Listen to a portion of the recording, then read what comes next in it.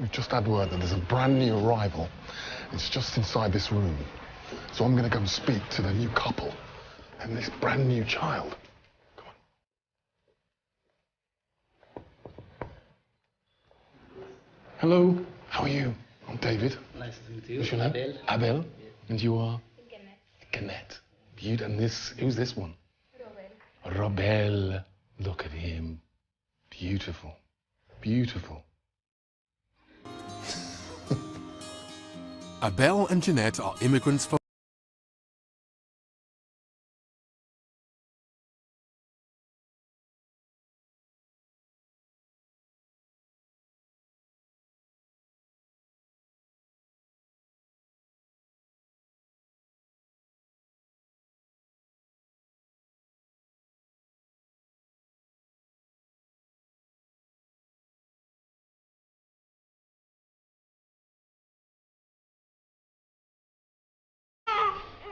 Do you mind if I pick him up?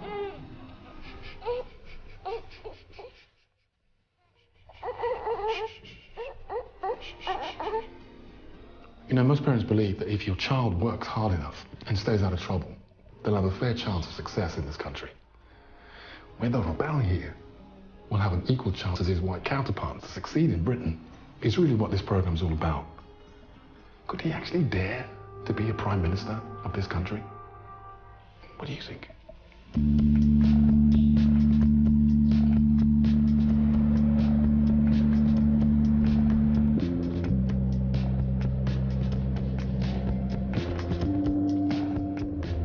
place has changed so much since I've been here.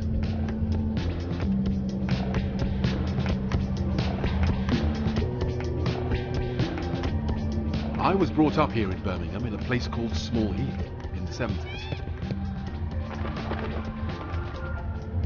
I sort of grew up in a bit of a bubble, I suppose, here. I didn't really venture out very much, didn't really venture out very far, I didn't really have much money, so it was a case of make your own fun and make your own entertainment. Thanks, bro.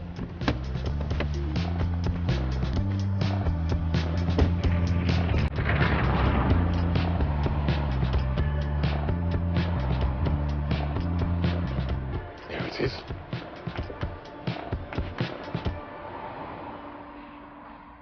So this is really the house that I kind of grew up in, really. I had two brothers and a sister, and we were very much a working class family. This was very much a working class area. My dad was a lorry driver, and my mother worked as well. I think my father came here in '58, and my mother, I think, came here in '62. And there were lots of adverts and playing across the Caribbean saying, "Come to England, yeah, the streets are paved with gold." The reason why most of first-generation West Indian migrants came here was to get better lives, to improve their family, to make some money, get good jobs. When the immigrants arrived, many found themselves positioned on the bottom rung of the social ladder, occupying mostly working-class jobs. I was one of the lucky ones. I got a break getting into drama school and then becoming a professional actor, now working in Hollywood. But what are the prospects like for today's generation? If a young black kid was born here today and grew up here today, what would his chances be of success in modern Britain? To calculate what the chances actually are of Britain having a black Prime Minister, we've asked statistician Dr. Faiza Shaheen from the Centre for Labour and Social Studies to examine the data and come up with an estimate for the probability of exactly that happening. It's always difficult to predict the future, but she'll be feeding in data from a wide range of sources. She'll also be looking at the particular hurdles black people face if they want to make it to the top. Okay, David, so let's start by looking at the economic circumstances that black children are growing up in Britain today. The last survey of the mass population in the UK was the census in 2011. And that found that 40% of black people live in social housing. And that's one indicator of poverty. More recent government statistics have found that as many as 45% of all black children, so African and black Caribbean, are growing up in poverty. That compares to 25% of white children. Wow. Nearly half of the black children in the country are growing up poor. Yes. That's shocking. The odds from the start are stacked against them. Yeah, right from the start, literally. Yeah, yeah. Okay, so we know that black children are twice as likely to be growing up poor than white children. And on the flip side, white children are 4 times more likely to live in wealthy households than black children. And that disparity has huge consequences because we know that wealthy children overtake poorer children in their development very early on in life. So by the time they start school, the vocabulary of the poorest kids lags more than a year behind that of a wealthy child. And that's why poverty is the biggest determining factor in anyone's life. Those children growing up in poor households are at a disadvantage from day one. Which obviously has a huge impact because it means they're starting education already a huge step behind their white counterparts, really. Yeah.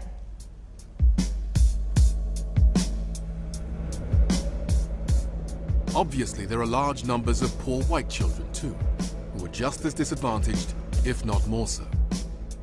But for black kids, there are other significant factors that can impact on their early development.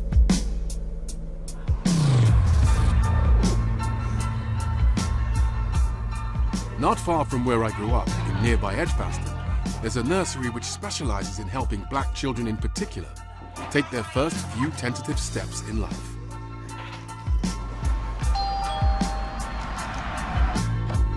Hello. How are you? Good, thank you. How are you? Very well, very well. Lovely, nice to meet you. Thank you for having me. Welcome to Edgbaston Park Day Nursery. I love how you say Liz Kerr is the nursery manager. We're very happy.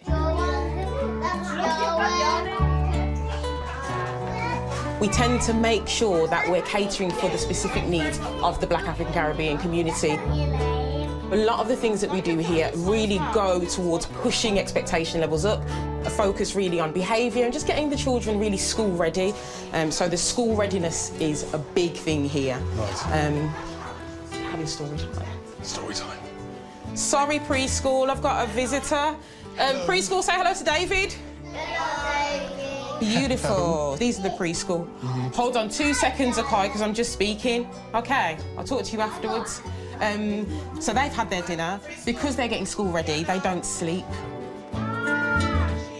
Even at this tender age, Liz says that some of these black children have been singled out in mainstream nurseries and labelled as being problematic. And that's why they've come to her. Describe some of the problems that black parents have had elsewhere that bring them to your nursery. We have 4 or 5 children who have come from nurseries, mainstream nurseries, where parents have told me that the demographic of the nursery is predominantly white and there have been labels around their particular children. And I think it's more a lack of understanding in the mainstream about how to manage certain behaviours. If it's not something that they perhaps have seen before. When I say behaviour, really what I'm talking about is just personality. Put your toys down, please. So if a child with lots of energy in the predominantly white setting might just come across as a child that's problematic. Problematic, naughty, disruptive, doesn't want to engage in learning. I'm aware that, you know, black children, black boys in particular, are very energetic. And it's important that we don't label those boys who are black as problematic or as having behavioural issues, and we just look at them as children. It's all right, don't cry. Knowing that these are just boys who have got a lot of energy, a lot of personality, and we just engage with them appropriately. Sit down, do some drawing with Desire. Because it's a self-fulfilling prophecy, in a sense. If you're always told you are this way, and you're always told you are a problem and you're naughty, you go through life just believing that that is who you are. You know, at a certain point, it's going to come where you're just going to be like, you know what, I'm going to just be that person then. Yeah, go have a look over that side. There's been very little research into possible labelling of black children at nurseries. However, some parents who have children here believe it's an issue. Desire Shaw is a 4-year-old boy who his mum says was treated as being a problematic child by his previous nursery. Rachel, what have been your experiences in the mainstream, predominantly white nurseries? It was okay to start with, no problems. great nursery. I thought it was good, recommended it. Got to about the age of 2, he started biting, you know, just pushing the boundaries, playing up, like kicking, hitting. And I used to say to them, can't you like put him on timeout? Can't you just, you know, talk to him and just know that you can't do that?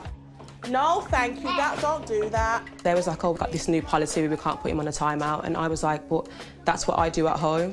So they'd phone me, Tazaya's being naughty, Tazaya's not being good, he's doing this, he's doing that, not anything else. It was always Tazaya this, Tazaya that, Tazaya, and it was just so awful for me.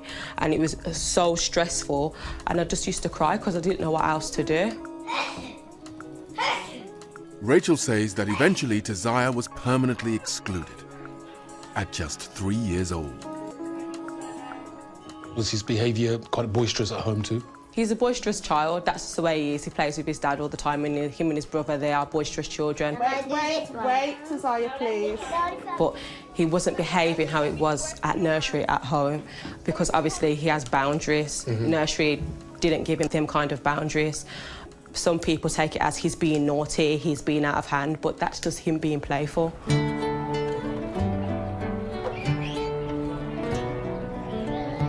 Since he's been coming to Edgbaston Day Nursery, Tazaya's behaviour has been transformed. Hi! Have you been a good boy? You know, I'm really inspired by what I've seen here today, particularly talking to Liz.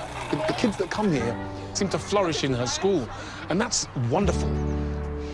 What worries me, though, when you think about it, all the Tazayas that are out there in Britain not getting this tailored care, not getting this kind of cultural understanding, what kind of start in life are they getting? They're being constantly told that they're bad, constantly told that their behaviour is inappropriate, constantly told that they're a problem. What kind of start in life are we giving those children?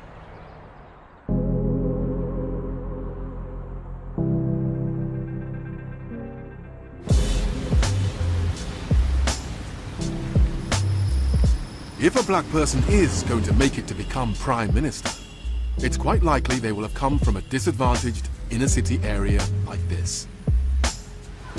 South London's Elephant and Castle.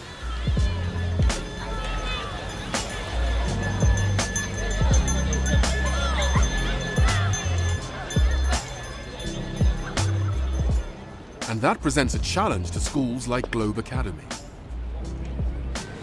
Morning, gentlemen. How are we doing? Headmaster Matt Jones is working hard to give his many black and ethnic minority pupils a fighting chance. I don't understand. Mrs. said something, I've heard it from there. You can sit down, Thank you. Hurry up. What are the particular problems that face young black kids at this age at school? Well, Art Globe Academy is based in South London, Elephant and Castle, which is, in the highest 20% for levels of deprivation. So they've got challenges there and all the social and economic issues around that. We're a very diverse community. 90% of our community is from black or minority ethnic groups, of which 50%-ish are for black Caribbean or black African. I think some of the issues revolve around aspiration and having real positive role models in our community to aspire to and to be like. I think the other issue is obviously some low levels of attainment. School is two, right? Like two things coming together. School attainment levels, or exam results, are obviously a key factor in deciding young people's futures. Mind mapping, listing. Let's take a look at how well black kids are doing throughout their schooling. Our statistician Faiza has been looking at pupil test results. I've been looking at pupil assessment data and breaking it down by ethnicity. In this graph, you can see pupil assessment scores for those aged 7 to 16 years old. White people start at this midpoint and they maintain that level up to the age of 14. Black African and Black Caribbean students start at a lower point. And whilst Black Africans maintain their scores, Black Caribbean performance declines steeply. My word, look at that. That's pretty stark, isn't it? Yeah. I mean, that's an incredible decline. I mean, you can't argue with it. But that's not the end of the story. Between the ages of 14 and 16, black pupils start doing a lot better. Both black Caribbean and black African pupils see a massive increase in their scores. And in fact, by the time they come to do GCSEs, black African pupils surpass white pupils at age 16. That's extraordinary. I can't quite get my head around that. Why are they suddenly performing better? What's going on there then? I think it's a puzzle, to be honest.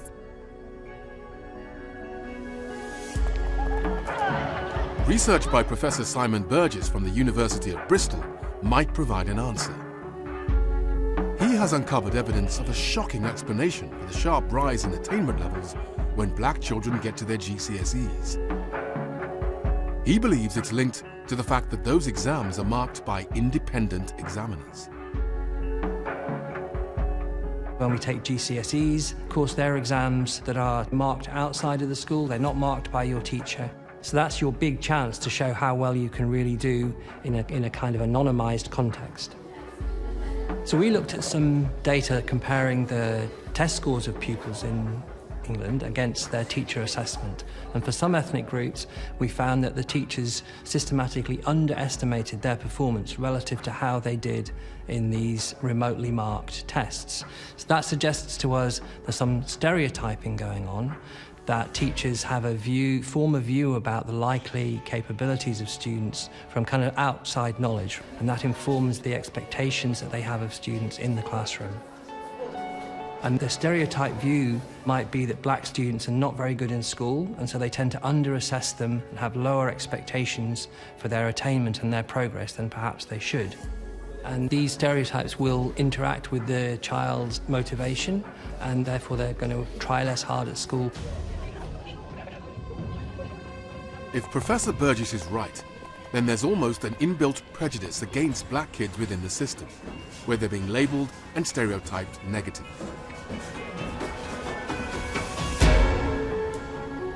Here at Globe Academy, they're working hard to break those stereotypes and to give their pupils the tools necessary to succeed at university and in the workplace. Perhaps Globe Academy might produce a Prime Minister one day. So, I've got a business class here. Yeah, let's go and have a look. Okay. Best with a team. Morning, guys. How are we doing? Morning. Does anybody recognise this guy? Yeah. Yeah? Marvellous. Marvellous. Excellent. Well, this is obviously David Harewood, Hollywood actor, and he's working with the BBC, doing a documentary on social mobility. And Miss, what are we doing today? We're looking at interview practice and how can we really prepare them to go in confidently to these interviews that they're going to kind of carry out after school, to go into workplaces. Would you like to have a go? Love to. Am I interviewing or being interviewed? You can be the interviewer. Oh, okay, great. Fine. So then we'll sit down, we'll swap the interview. Can we have Michael George, please? Can I be Mr. Nasty? Yes, please do. Nice to meet you. Hello, come in, sit down. Where they are now is 90% black minority ethnic group.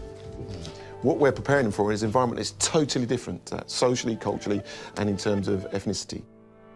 Tell me about a time in which you were required to produce something to a very, very high standard. And was there a fixed period to this time? Oh, yeah, that's a very good question, first of all. Well, I had to do... If you're going to access these type of careers in these type of institutions, you have to perform in a certain way and be able to relate to others from a different ethnic group. And some people find that difficult. Describe a time when effective time management skills were key to success. Okay, so that's a very good question, once again. Thank you. So I think that if I didn't put the time and effort... Some people don't accept that you have to adapt your behaviour based on your context, and that can be a challenge for young black students growing up in South London. Yeah, I thought you were very, very confident. Be careful of the repetition of that's a good question, because then it does become just a tad insincere. Thank you very much. Thank you.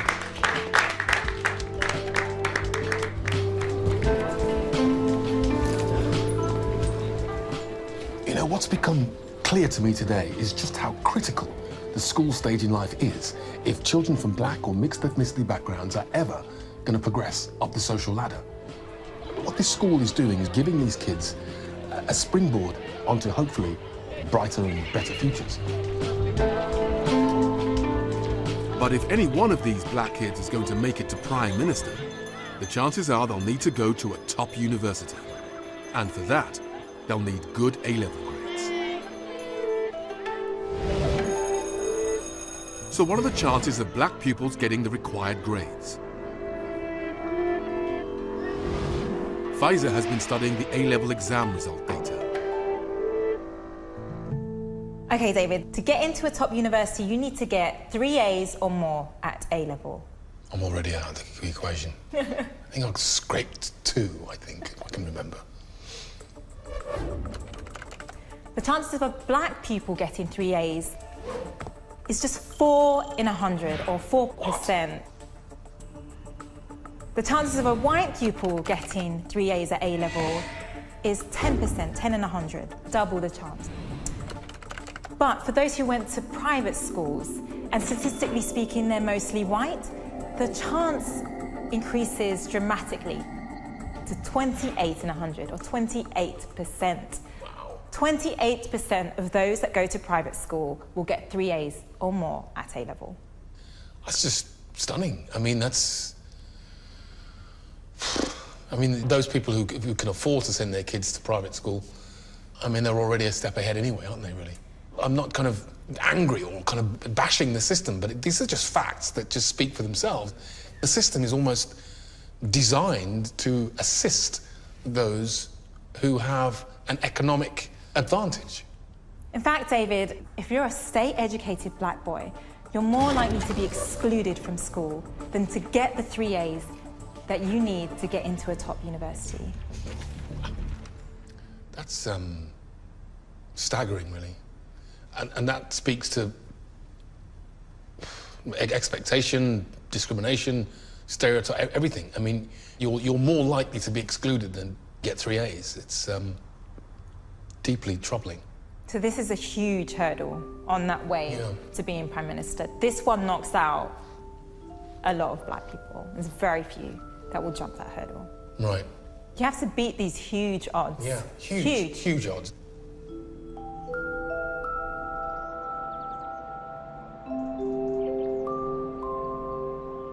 So getting into a top university is critical for any black person aiming to make it to become Prime Minister.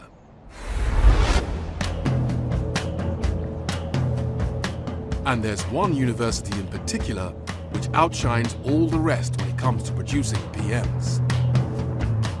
Every Prime Minister who's won an election since 1937, if they went to university, it was Oxford, including our previous and current Prime Ministers, David Cameron and Theresa May.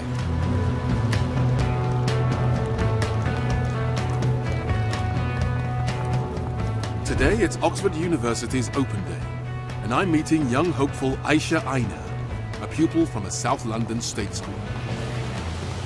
Hello. How are you? I'm fine, thank you. Nice to meet you, nice to meet you. You too. Shall we go inside? Yeah. Brilliant, brilliant. Aisha has done really well in her school, making it into their top 10%. And she's predicted to get the 3 A's necessary for entry here. She has her heart set on studying at Oxford. So of all the universities that you could apply to, why do you particularly want to come to Oxford University? As everyone knows, Oxford University is one of the best in the world. If I can get the same grades as someone who goes to Eton or Harrow or even any other sort of private college, then I should be able to then apply for that same university. I feel like I deserve that right, and especially because it's not so common within, you know, the urban, like, black environment. Yeah. That's what drives me, just wanting to sort of go against the odds and actually help people like me sort of break the mold and, you know, just get up there in life as well, because there isn't any reason why intelligent young black people shouldn't be able to go to one of the best universities in the world. That's how I feel anyway.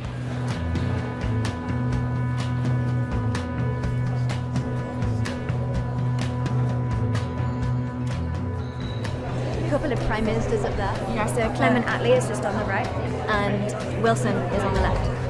Yeah. You know, I'm really impressed with Aisha. What a mature, determined and purposeful young lady. She knows exactly what she wants and how to get there. We need more young people like her in more elite places like this if we're ever going to break through the glass ceiling to success. I really hope she gets offered a place. Go on, girl. Have you got the university prospectus? No. Aisha may be hopeful of getting a place at Oxford, but the truth is, being black and state educated, the odds are heavily stacked against her, as Faiza has been finding out. Fortunately, the University of Oxford publishes their admissions data and breaks it down by ethnicity. So I've been taking a look at that. And these are the figures despite big outreach efforts being made by the university to attract black students. We'd expect to see about 4% of their students being black or black mixed race if it was to be representative of the broader population. But as you can see, they've been below the mark. In 2009, they had a low of 1.5%, and in 2015, that rose to 2.5%. But that's still painfully below the representative target of 4%. And Oxford's not the worst. Black students are underrepresented in many UK universities. Things are improving, but as recently as 2012, Oxford and Cambridge universities were found to be disproportionately selecting their students from just 3 prestigious private schools and 2 elite sixth form colleges: Eton, Westminster, St Paul's, Peter Symonds College and Hills Road College in Cambridge were getting as many pupils into Oxford and Cambridge as 1,800 state schools and colleges in England combined. Wow. That's staggering. Those top schools, so Eton, Westminster, St Paul's, these are amongst the most expensive private schools in the country. Those are clearly fast tracks into Oxford and Cambridge University. And then onwards into the more top jobs. Yeah. And obviously on to being Prime Minister. And here's another troubling statistic. When black and minority ethnic pupils apply to Oxford or those top universities, they are less likely to get in than their white counterparts, even when they have the same grades. What? I'm just staggered by that. I mean, that speaks to discrimination, it speaks to prejudice, a complete lack of understanding of the hurdles, of the difficulties that black child has overcome just to make it to that point. Yeah, I mean, you would think, given the odds they've faced and the odds they've beaten, they'd be more likely to get in because they've shown tenacity, strength, all of that. They've shown the desire, a strength of personality to overcome all the hurdles that have been thrown at them, and then they're still not being given entrance into that institution.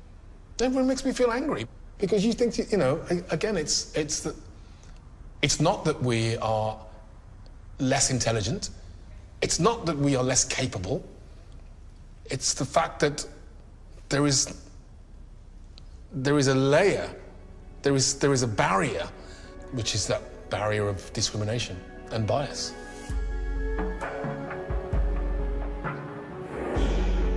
Dr. Vicky Bolivar from Durham University carried out the research into Oxford and other top universities' admissions data. She believes it reveals an inherent bias within the university's admissions process. The disparity in offer rates suggests that black students are being turned away in greater numbers than white students, even when they're very well qualified to enter these universities. Well, I think that unconscious bias is likely to be playing a role here. Unconscious bias describes the stereotypes that exist in our society about different social groups, different genders, different ethnic groups that admission selectors hold, that all of us hold, have the potential to creep into decision-making. It might be that admissions tutors have in the back of their minds negative stereotypes about black students. It might be that they have unconscious thoughts about whether somebody will fit in the environment, which of course Oxford University is quite a white, socially elite environment. These things might be at the back of people's mind, not consciously, but unconsciously. The effects of unconscious bias are well known and can also have an opposite, positive effect on the chances for white, privately educated, middle-class students. part of unconscious bias is that we tend to gravitate towards and unconsciously prefer people who are like us. So it's quite possible that to a degree these admissions tutors are recruiting in their own image because they have very positive associations with people who are like them. It's still the case that the vast majority of the tutors are white, middle to upper middle class, British. And so the values that are celebrated there and the cultures that are appreciated there are relatively narrow.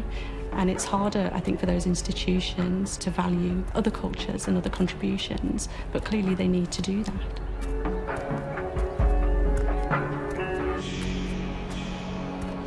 Oxford University's Director of Admissions declined our request to be interviewed for this programme, claiming that the issue of underrepresentation of black and minority ethnic groups at the university is an old and out-of-date story.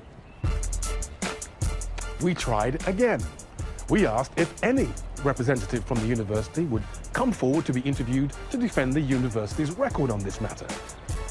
We were finally told, we do not think the premise of your programme is strong enough to warrant an institutional response. I think that pretty much speaks for itself.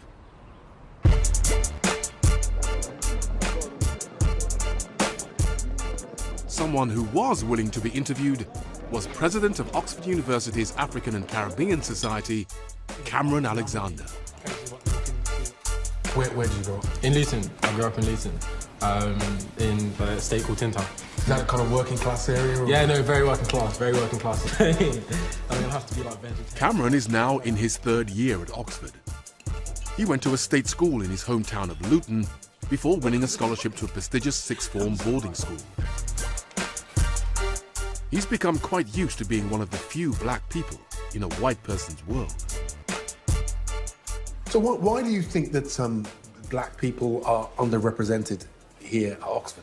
I think it comes down to like a lot of structural factors. I think if you look, the nature of the education that the majority of the black people who might apply or might want to apply are receiving, it isn't necessarily as good and it's not necessarily as focused on Oxbridge. I think if you look at what Oxbridge are looking for in their students, it's a lot of things that are more easily accessible within public schools. They're looking for kids who have been to like talks, kids who have like engaged with magazines or The Economist or different type of things. Some things are expensive to engage with, you know? Now, if we've got an entirely kind of like monolithic, homogenous professor, you know, then why would they know about the nature of like inner city London or like the nature of estates? They wouldn't have known half the hurdles. Exactly, they wouldn't have known the hurdles. They might not necessarily be engaging with, you know, what's hard about your path, and maybe they're just not resonating with that. And I think those things do have an impact. It's perhaps understandable that a white, middle-class Oxford professor might fail to fully understand the desires and anxieties of inner-city working-class black kids. But Cameron believes the problem is more fundamental than that. It's not the most damning condemnation ever of Oxford to say, look, Oxford's a racist institution, or Oxford has a cultural preference which is against black people. It's a reality of the situation, you know, it's a reality of the history. Are you suggesting that Oxford is institutionally racist? Yeah. I think that's something that we should really just kind of like, just get with and accept and understand and say it's something that, you know, they're working towards, you know, making better. But I think, you know, Britain's institutionally racist. Oxford's institutionally racist. We should engage with it. We should say, look, Oxford carries a bias. Institutionally, it's harder for black people to be here. That's a form of systematic racism. It's an uncomfortable situation, it's an uncomfortable conversation. But we need to embrace that uncomfortable conversation.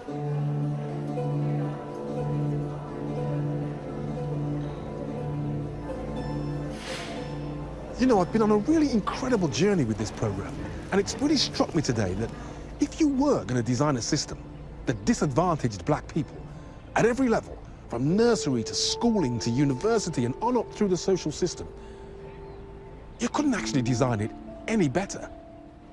And there seems to be this begrudging reluctance to acknowledge, dismantle, and change that system.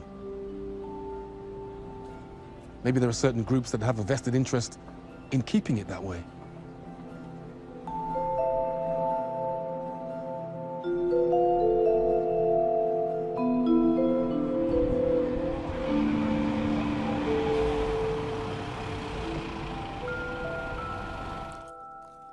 Oh, yeah, here we go. Great title sequences. Forces of the United States has launched a series of strikes against terrorist facilities. Oh, I love this. I love it. Fabulous, fabulous, fabulous. Oh, here we go. Oh, what's this, please? This guy's really good. Sergeant Brody called me. You know, there's nothing I like more than staying in of an evening and catching up on some of my favourite US drama shows. Homeland. What a great show that was. What is wrong with her? Hmm. David. You know, when I first started working in America, I became acutely aware of just how many great roles there were for black actors in the US. And I realised it was because in American society, black people do actually occupy powerful and influential roles in a way that they just don't here in Britain. It's pretty shameful, really, that we should be still so far behind.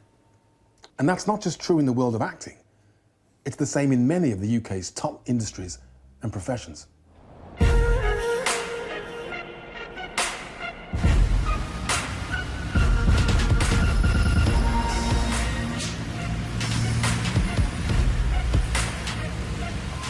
If a black person is going to make it to Prime Minister, the likelihood is they'll need real-world experience in a top profession or industry. So just how many black people are working at the top of our key professions and institutions? How about the judiciary, the people who implement the law? Out of 161 High Court judges, Supreme Court judges, Lords Justices of Appeal, and heads of division, how many of them are black? 0. How about those who lead our armed forces? The people who protect us and under whom our troops serve? Out of 133 generals, admirals, and marshals, how many of them are black? 0.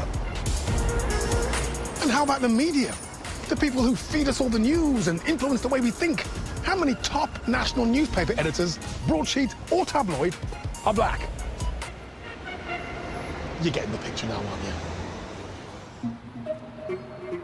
Many people in modern politics come from top jobs in the media or journalism.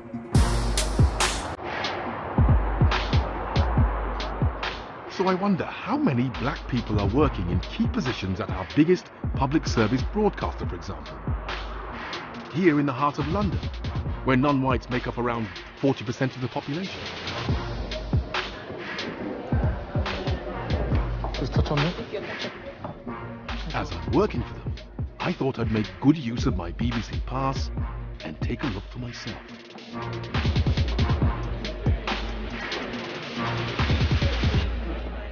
This is the BBC newsroom, the hub, the pumping heart of the BBC's rolling 24-hour news operation. It is here where all of the key decisions are made about the editorial and creative content that we see on our BBC News programmes every day, and through whose eyes those stories are told. Let's have a look and see just how many black BBC faces there are busy at work down there.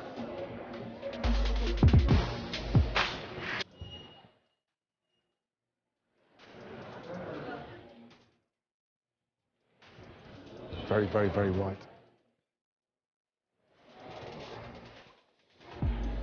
Mainly white faces. Very, very, very white.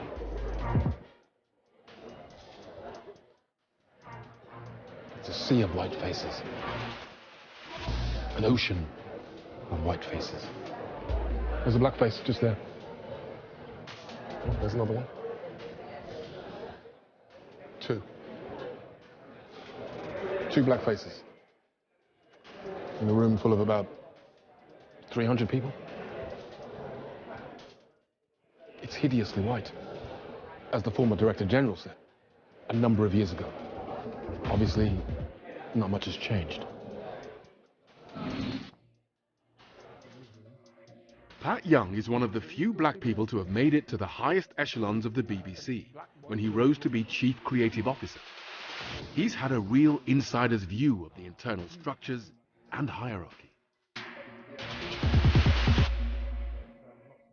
I've just been down to the BBC newsroom and found it to be very white, very middle class. How has the BBC managed to remain such a middle-class white institution? I don't think it's ever been anything other than a middle-class white institution, by and large. I mean, people often recruit in their own image, and that's part of it. I mean, I remember when I applied to join the BBC News scheme in 1989, and I got the literature, and it said people criticised the BBC and this scheme for being Oxbridge biased, but last year only half of the successful applicants came from Oxford or Cambridge. And I thought, wow, just half of the people in this senior stream went to 1 or 2 universities. You know, so what chance does a comprehensive school guy from a regional university have? So they're picking from a particular pool of people to... Absolutely, and you know, what's happened in the BBC's history is 1 or 2 black or Asian people have moved forward, and then one of them leaves and one of them decides to do something else and gets made redundant, and suddenly there's none again. I think the real challenge for the BBC, and in fact all the media organisations, is that they are largely staffed with middle-class graduates who don't have much of an idea about working class life, never mind black life or Asian life.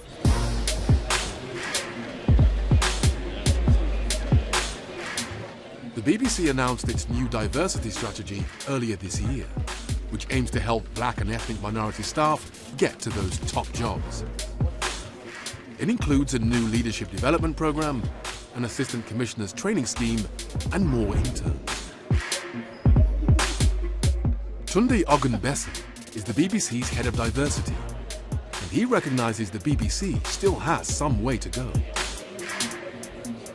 We would like to have a more representative newsroom, yes.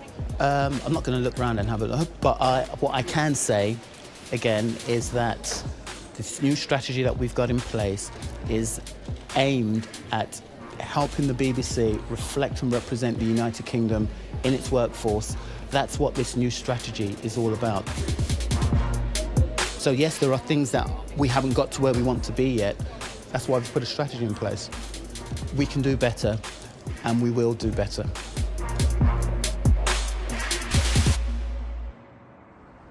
Almost every institution and influential profession you look at, black men and women are underrepresented in positions of power and influence. The media, law, the armed services and politics are all top-heavy white, bottom-heavy black institutions. That is a shocking reality of today's Britain.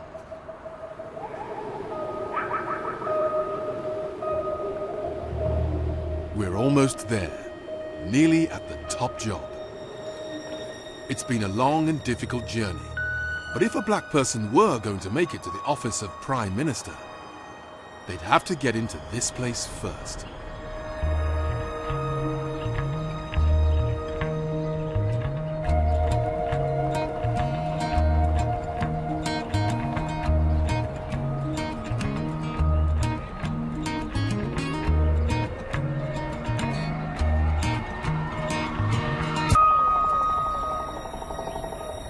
How diverse is that place? How reflective is it of the wider public that it serves? How representative are our representatives?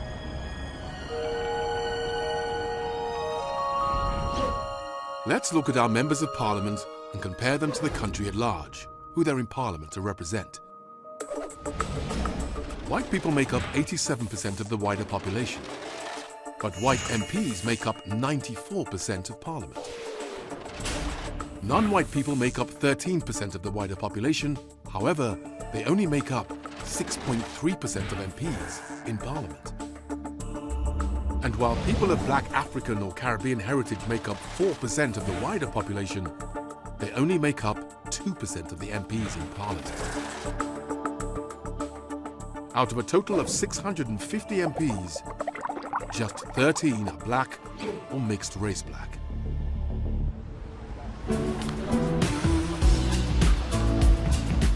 I arranged to have lunch with one of those black MPs, Kate Osamah,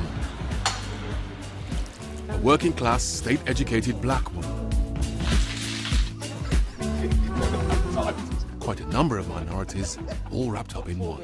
I'm looking forward to spicy food? I love spicy food. Well, you'll like this then. I'm looking forward to that. Oh, wonderful. Thank you. Oh, wow. Oh, gosh. You've got to make sure you dip it in a bit of the... Look at that. It would actually, yeah. If someone like Kate can make it into Parliament and into the shadow cabinet, then the chances of a black person one day making it to the very top job must be improving. What was it like for you arriving in Parliament, being surrounded by these very white, very upper-class individuals? Well, first and foremost, it's not the first time I've met posh people. I've met them before. So I wasn't totally a fish out of water. But, you know, in all seriousness, there are loads of protocols that you have to adhere to, you've got to learn, which I was never taught. So I'm learning how to speak in a language that I don't normally use. I'm learning to always get permission before I speak. I don't come from that. I come from just, you fight your way through. If you've got something to say, just say it. Right. Quickly, and get out of the room. But no, in all seriousness, I think that's one of the biggest issues, is that if you're not confident, if you don't think someone wants to hear your voice, then you're not going to ask. You're going to sit back and you're going to be intimidated. Whereas I'm the opposite. I have a story and I want to speak. I want to speak up for all of those people that I grew up with that didn't have anyone speaking for them. I have to push past the poshness, the, you know, upper class, the this, that. Just forget that. They are like me. They do the same things as I do. What do you think the chances are of Britain having a black Prime Minister? It's possible, but we do need to have more MPs first for that to happen. So you need more of your critical mass for you to be able to get through. And at this point in time, that's not happened. So we need more MPs that are coming from diverse communities first before we can look at having a black, you know, Prime Minister.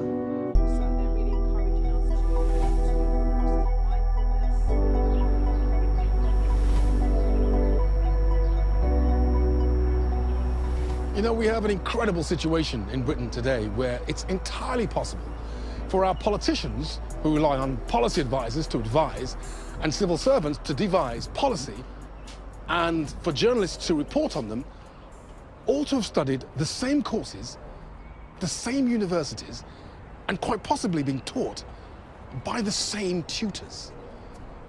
The British system is elitist, and it has to change. The question is, how's that change going to happen?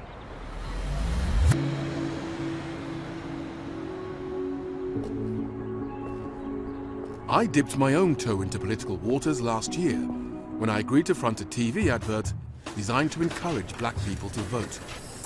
It didn't pull its punches. If you're black or Asian and you're not registered to vote, you're actually taking the colour out of Britain. And quite frankly, that looks ridiculous. Now, I know you don't feel represented by politicians. The thing is, if you're not registered, then they won't ever listen. It's a chicken and egg. The advert was for campaign group Operation Black Vote. It's led by former Race Equalities and Human Rights Commissioner Simon Woolley. Hey, how are you, mate? What's up, dude? Good to see you, man. You too, how are you? Yeah, really good. Really good. Along with encouraging black people to use their vote, Operation Black Vote also does what it can to support black candidates and MPs, whatever their political party. They've been doing some work, so it's a bit of a mess at the moment. Right. So, Simon has been closely studying black politics in the UK for decades. He understands better than most the compromises black politicians need to make in order to get on. I have honest conversations, because I need to, with politicians from all political parties. And one black MP, who will remain nameless, once said to me, Simon, when I joined the party, there was a real engagement to beat the blackness out of me. That if I was to make progress. And I said to him, what do you mean by that? And they said, look, we know you're black, but we don't want you to talk about it. Can you say which party it was? No. So, for a black candidate, then... You have to play the game. You have to play the game. You have to play the game. But playing the game, you can't be too black. You can't be too black. Because if you are, it frightens the horses. You're not going to get that vote. No. How ready and willing do you think the British public are to elect a black Prime Minister? I'm an eternal optimist. And I do think with the right character, the right individual, an individual that's smart enough, that the British public could readily vote for a black Prime Minister. And a black Prime Minister that says to the public, look, our diversity is our strength. We embrace that. I mean, I genuinely feel, and I wouldn't have said this 10 years ago, David, that in our lifetime, within the next, I would say, in the next decade, that we will see a black Prime Minister. So, how important do you think it would therefore be for this potential black Prime Minister? Yep. Not just to win the black vote, but to win the majority white vote? It's going to take a special individual that is able to speak to the majority, the white majority, if you like, that you have their best interest at heart, that you understand their challenges and concerns, and you as a minority Prime Minister are not going to favour your racial group, that you're able to take everybody along. It's critically important. If they can take their constituencies along with them, then they become the kind of rounded politician that's able to resonate in all these different areas that you need to do if you're going to be Prime Minister. You cannot leave anyone behind.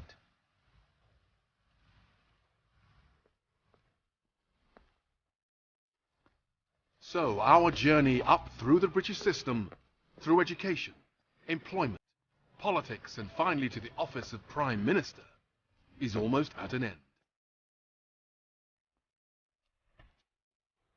So what is the statistical likelihood of a black person making it through the door of 10 Downing Street?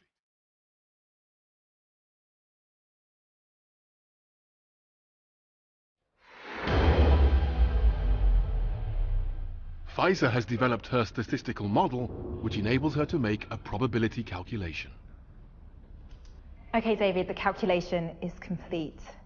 The chances of a black child born today making it up through the British system and to number 10 Downing Street as Prime Minister is just 1 in 17 million. 17 million? That compares to 1 in 1.4 million for their white counterparts.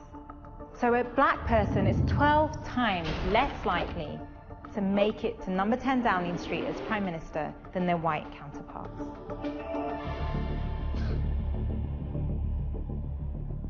I'm kind of speechless with about that, actually. 12 times less likely. Wow. So what were we saying earlier on about having to work twice as hard? Maybe it's having to work 12 times as hard. I mean, of course we know that people do beat the odds. Of course. But that is a huge odd to beat. Okay. 1 in 17 million. You know what you got to do? But David, that isn't the end of the story. For those who are white and born into wealthy households, who go to private school, get into the top universities, onto the top jobs, their chances of becoming Prime Minister are 1 in 200,000. Hugely small numbers. In fact, they are 90 times more likely to make it to Prime Minister than a black person. Huge difference. Huge difference. I mean, incredible numbers. Really fundamentally staggering numbers. So what this has clearly demonstrated to me is that the system is structured in such an elitist way that it favours wealth, privilege, over others, particularly people of colour. If you're a state school educated black kid, even if you cross all those hurdles that we've already talked about, the system still inherently is going to disadvantage you. Yeah. You would think that they have the more fundamental understanding of the difficulties of life, as opposed to somebody who's really been fed privilege all his life. What does he really understand about life? What does he really know about the struggles of life? How is he then able to walk into number 10 and tell us how to live our lives? It's quite staggering, really.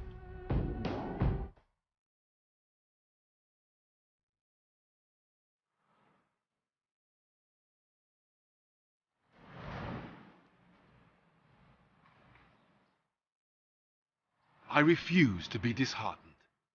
If there's one thing I've learned from my own life, it's that black people can and will, despite the odds, break through those barriers to success. It's a struggle that starts from the day you are born and would appear to remain throughout your life.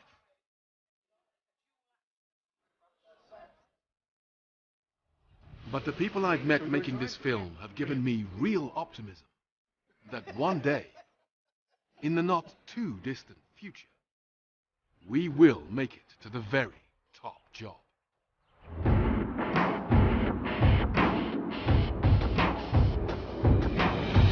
If a black man or woman is ever going to make it here, they are going to have to make the most extraordinary journey. They will most likely have to overcome the barriers of poverty and the lack of social networks.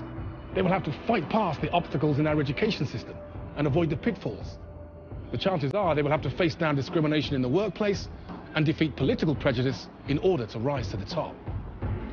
Any black individual who can achieve this will need to have a set of superhuman characteristics and qualities and be the most multifaceted and resilient of individuals. And of course, they'll need a healthy dose of luck. That could take a lifetime.